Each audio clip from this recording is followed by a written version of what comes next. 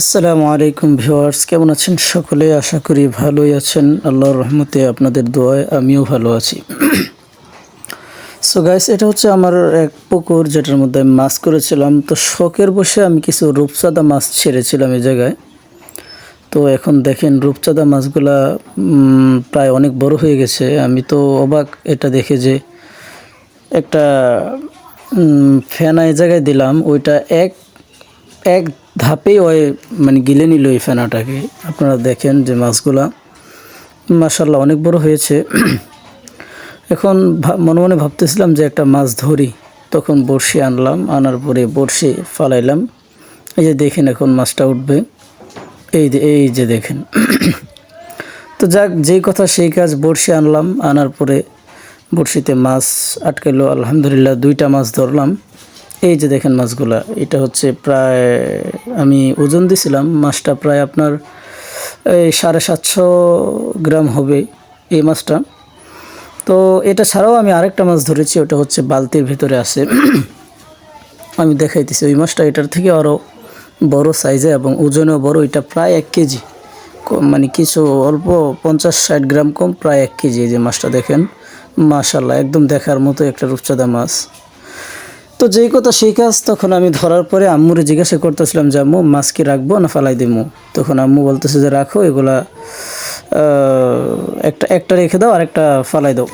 তো একটা ফালাই দিলাম, আর একটা নিয়ে আসলাম বাড়িতে আনার পরে আমার বড় ভাবিরে দিলাম যে ভাবি মাছটা করে দাও, কেটে দাও। তখন ভাবি কাটতেছিল মাছটা, তখনও খুব লাফালাফি করতেছিল অনেক, মানে ইয়ার পরে তখন যা কাটা শুরু করলো। মাছের পেটটাও খুব বড় ছিল। তো আমি ভেবেছিলাম হয়তো পেটের মধ্যে ডিম হবে, তো সেটা ভেবে আমি খুব এক্সাইটেড ছিলাম এই বিষয়টা নিয়ে, যে দেখি ডিম হবে, ডিমগুলো আলাদাভাবে ভুনা করে রান্না করব।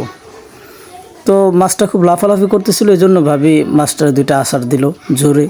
তো দেওয়ার পরে এই কোটাকুটি শুরু করলো, যা করতেছিল তখন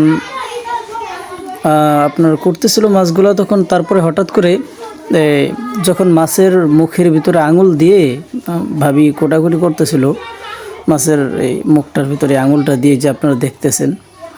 তো দেখেন কিছুক্ষণ পর এই মাছটা ভাবিকে এমনভাবে কামড়ে দিবে, এখন দেখতে এই যে দিছে।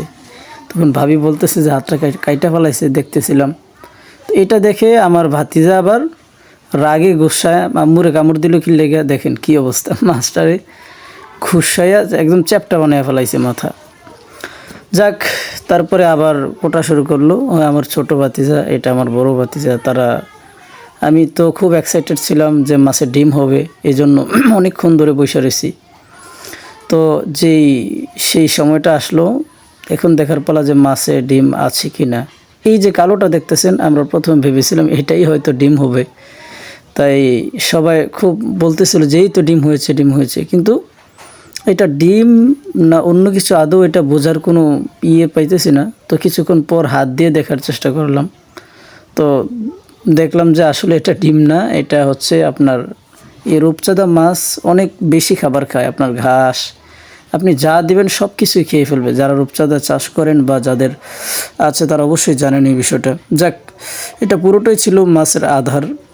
তো তারপরে দেখেন মাশাআল্লাহ মাছটা দেখার মতো। আপনার রেস্টুরেন্টের মধ্যে যে বড় বড় রূপচাঁদা মাছগুলা, ঠিক ওই রকম দেখেন মাশাআল্লাহ একদম দেখার মতো হয়েছে অনেকগুলা।